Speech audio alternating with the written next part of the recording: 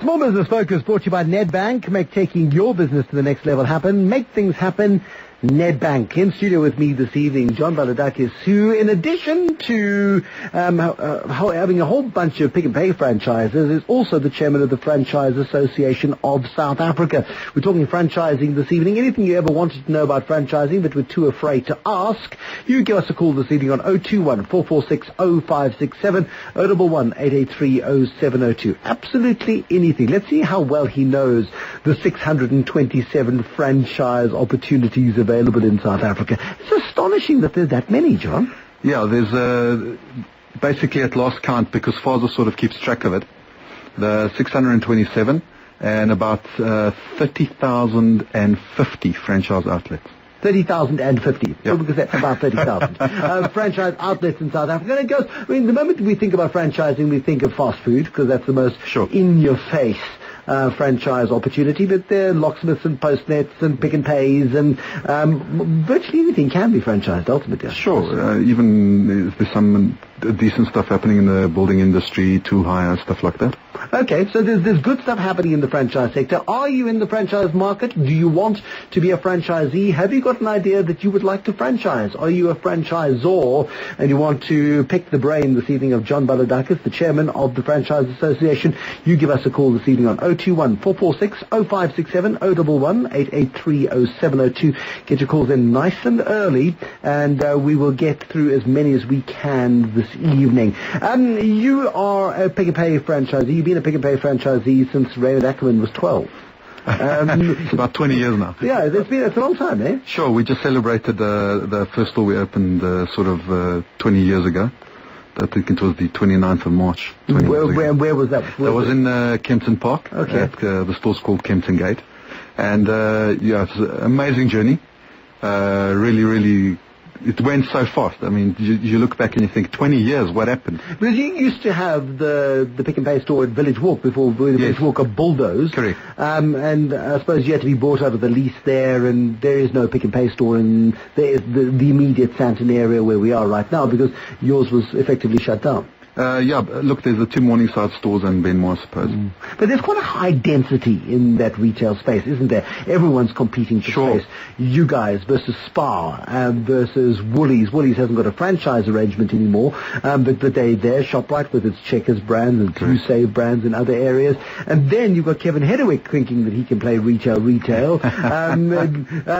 to take the supermarket concept that is Thrups, highly specialized, onto forecourts. The forecourts must be making your life an absolute nightmare as well, because that's the ultimate in convenience shopping. Well, from a Pick and Pay perspective, we've teamed up with the BP brand, and from my personal experience, it's quite a good combination. We've just opened one recently. We actually opened one in December, and it actually works very well. From that space, as a retailer, you don't want to let everyone come in and eat your lunch.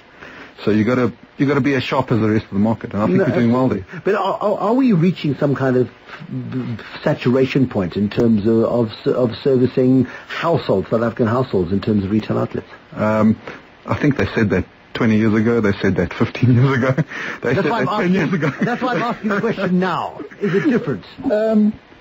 I think it's getting tougher. Yeah. Without a doubt, it's getting more difficult to make a buck out there. Yeah. But I do think there is space in certain areas which is untapped, and the retailers are definitely looking at opening in there. I mean, we know what's happening in the market. So yeah, if you look at the list of things that are going forward, expansion within the retail industry, there's stores opening all over the place. You're a franchisee. You understand the trials and tribulations, the difficulties of being a franchisee. You know that the market is tough. How many stores are you operating? Currently, we're operating 7 Pick and Pay supermarkets. Currently, which implies there's room for more. We just opened the BP. Yeah. The BP Pick and Pay Express combination. But that's serious. I mean, that is a very serious... No, it's a big business. I was going to say, it's not even a small business. The beauty of franchising is that multiple franchising is possible. And people think that, franchising is one little store somewhere in a shopping center. It's not actually the truth. Because there's a lot of brands out there that are very, very pro multiple franchising. and they're actually looking for their current franchisees to expand their brand. Well, I mean, Kevin Hedwig would love the guy who has the Sears franchise to have the Something Fishy and the Debonair's franchise all in a row. Absolutely. That's ideal. One truck delivers all the stuff from the factory, and one person gets the benefit of that. Angela in Santon, you want to talk about the National Empowerment Fund and franchising. Hello. Hi, Bruce. How are you? Very good. Give me your perspective. I'm fine, thanks. Bruce, I'm a black female lady, and I just read about the NEF, an Indian partnership to fund previously disadvantaged people or black people. So I want to go into that industry. So I just wanted to find out if it's worth going into, and what should I know about the whole petrol. Okay, so this is basically to open up a petrol station, an NGen branded petrol station. The National Empowerment Fund's prepared to provide assistance, financial assistance, to people like yourself who can get into it. One thing I can guarantee you is you get one rand and 5 cents a litre for nothing, just for opening your doors. But obviously it's more complicated than that. Angela, thank you. One looks at the potential money-making machine that is a fuel station, and it's got to be tempting.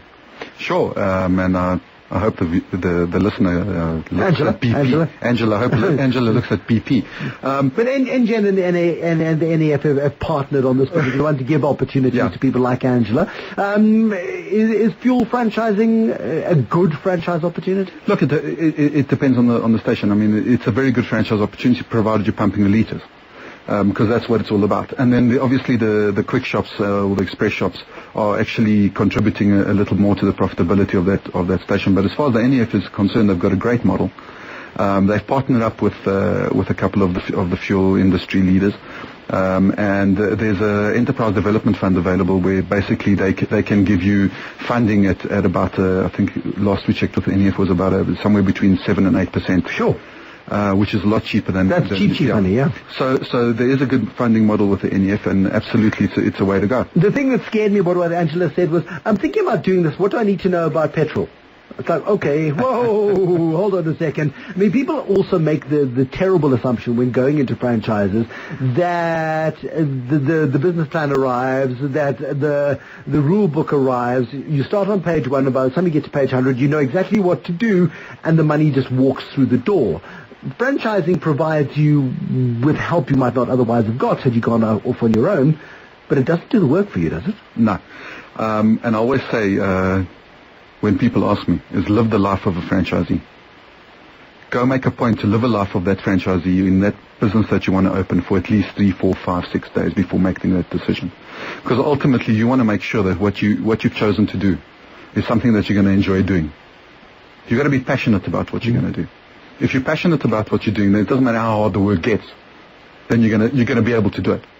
If you're not so excited about what you're doing, then you're not going to be able to do the best that you can. And franchising and owning your own business is about how well you can perform. I mean, your Pick and Pay stores probably are different from each other, your franchise stores, and they're different from the corporate stores. There's a personal imprint that each one of those stores makes, and it's up to you and maybe the store manager to make decisions as to how you differentiate those outlets in different parts of Kempton Park, for example. Sure. So each franchise, as far as supermarkets are concerned, it has got its own niche, because you've got a niche to the market that you're catering for. So you must make sure that what your customers are around the area that you're servicing basically can find what they're looking for in the store. So you've got to take that store and make sure that store is actually a store which services the market. So we've recently opened a store out in the East Rand, and we always say that we've taken the store and East Randized it. What does that mean? Well, we've got a huge Biltong section. We sell hundreds of types of boerewors, you know. So it's a question of serving your market. Absolutely. Joan in Boksburg. Hello, Joan. You want to talk social franchising? Hello. Sorry, I can hardly hear you. I'm driving in the car. But I just want to find out, what is your understanding of social franchising? Okay, so NGOs, for example, non-government organizations. Thank you, Joan in Boksburg. Noisy line. I'll give John just a moment or two to think about. John Baladakis, chairman of the Franchise Association. FASA, they're having a big shindig next week. We'll chat about that as well, coming up in just a moment. But, Joan, social franchising, NGOs, is there a market for that? Remember that moment you wanted to give up? When you... The Money Show brought to you by Old Mutual. Do great things. Social franchising. John Baladakis, the chairman of the Franchising Association of South Africa. What sort of thing are we talking about when it comes to social franchising? Great question. So it's basically social franchising is when you use the franchising model to basically help develop social responsibility models within the communities. So it basically means that you take a business approach with a franchising sort of hybrid model. So you run an NGO, a non-governmental organization, whether it be caring for animals in poor areas or, I don't know, running orphanages or whatever the case is, you could essentially, if you've got a great model for running the best orphanage, you could really franchise that for non-commercial purposes, but to do good in other areas. Correct. So you basically take the franchise thought process. We'll produce a manual. We'll have these points which our area manager will check on every time he visits that specific franchise. So it's really plugging social responsibility and making it a type of franchise into the franchise modeling. Is there something that's got sort of government attention at all? Cause yes, you would love the state to support that kind of thing. Yeah, so there are some governmental organizations. I don't know the exact details, but I know within the healthcare industry there's quite a bit of interest. There is something happening along the sports line as well, and basically, government is very interested in social franchising, and a lot of NGOs are looking at social franchising as a way forward. Thanks, Joan. I would never have thought about it. Thank you for a great question. Irfan in Bayview, you want to go to a restaurant. Save yourself, Irfan. Don't do it. Hi, Bruce. Thanks for taking my call. I just got a quick question. I'm an educator over 20 years, and I'm looking at some early retirement, and I live in an area called Bayview, and people need to drive quite a distance to get to a popular takeout store, and I think it was one American guy, and he has a white beard, and KFC, right? Yes, KFC. Let's get to the point. Yes, okay. You want to know KFC? I want to know. I've looked into trying to open up one of those. Trying to get into a franchisee in the area, but all the doors just get closed, and in doing closer investigation, there's only about 20 people who own franchises throughout South Africa. How does one get into a franchise where doors get closed other than open? Irfan, thank you. I've heard that criticism of KFC, particularly where they've got a kernel, Kernel, of franchisees that they know and they trust. They work together well, and one person may have 5 or 6 or 7 or 10 in a particular area. Irfan would like to break into the crunchy chicken business. The beauty of franchising is that you get these hybrid models. So there are certain franchisors out there that will believe that they only want one franchisee per specific outlet. Yeah. And then you get the KFC, the Yums of the world, which basically are saying, look, we want to deal with one franchisee which will have a multiple store in a specific demarcated area. Unfortunately, if that is some of the franchisors well, it is the way the Yum brands operate, isn't it? It is. So they've had a very, very successful model. It's very difficult to break the mold. So for Irfan, he's got to look at something else. I mean, rather than try and get them to reinvent their business model, perhaps go for a competitor and see whether or not you can make them regret not offering you the franchise opportunity. Yeah, sure. I mean, they're not the only fried chicken outlet out there. But they're the one that everybody wants. I mean, they're probably the most expensive fast food option in South Africa in terms of buying into a franchise. Yeah. Burger King's pretty pricey as well. I think 4 million startup. KFC's probably more expensive than that. Yeah, it's a little more. But the important thing is that, and what I want to say is, look for the opportunity. Sometimes, the opportunity will bring the business you're looking for. So maybe KFC haven't found a site in the area. And you can be the next five store franchisee. The point is, don't stop. If you believe in yourself, you'll find the way. Quick one from you, Ben, in Olivedale. To the other side, you want to become a franchisor, potentially. You want to sell franchises to other people, Ben? Hello, Bruce. Yes, we own a tutoring company. There's 2 sick children at their home and stuff. But we basically based in Randers at the moment and expanding to your northern Joburg suburbs. But we've had questions for Cape Town and Durban. Is it better to start a franchise, or is it better just to start branches in different provinces? Wonderful, Ben in Olivedale. Thank you very much. Talk to the chairman of the Franchise Association. Surprised me. I mean, basically he was saying he's got a concept. He wants to grow the concept. Is it better for him to go and start branches, or should he be franchising from an early stage? Really, the only person that can answer the question is you. If you feel opening another branch will allow you to get to your customers, and you've got the manpower and the capital to basically do it, and you're happy that your customers will be serviced well by that branch and by a store manager, that's fine. If you don't, and if you feel that a franchisee would do a better job, if someone who's got a vested interest in that business from an ownership point of view will do a better job. April 16th, Santa Convention Centre, the annual Franchise Association, Razzmatazz and Hoopla, all about franchise industry. What are you hoping to achieve? Really what we want to do is we want to have people interact better with the governmental organizations. CIFA is going to be there. CIFA is the Small Enterprises Funding Agency. We know that the NEF will also be there, so there's a good chance for people to talk to both those funders.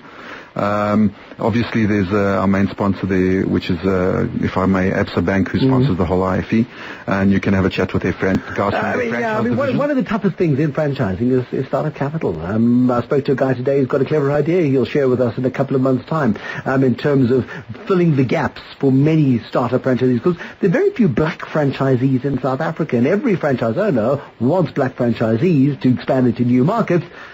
But guys are struggling to get the capital, and that's got to be one of the biggest drawbacks, I suppose, right now. Yes, but there are agencies out there. I mean, CIFA's got a very nice model, and FASA's trying to put together as many of those funding models in association with the governmental agencies, so that we can actually give those people who don't have the startup capital those opportunities. So we're busy with the job funds, CIFA, DTI, NEF, etc. Here we go. John Baladakis, thanks very much for coming in. He's chairman of the Franchise Association of South Africa.